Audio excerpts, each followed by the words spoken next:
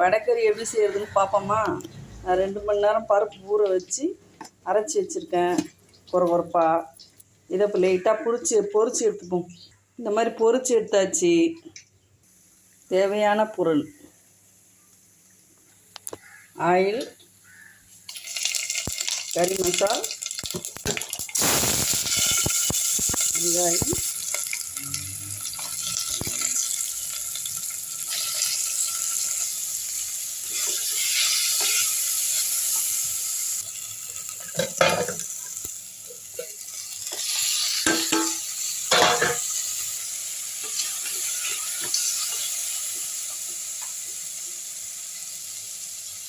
தனியாத்தூள்,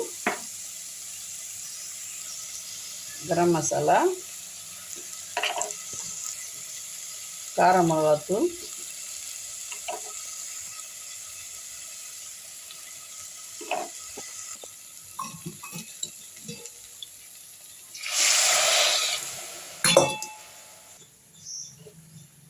மஞ்சத்தூள். கொதி வந்துடுச்சு. பொரிச்சதை எடுத்து இதில் போட்டுடணும். இந்த ஒரே விசிலில் குக்கர் மூடி போட்டு ஆஃப் பண்ணிடணும்.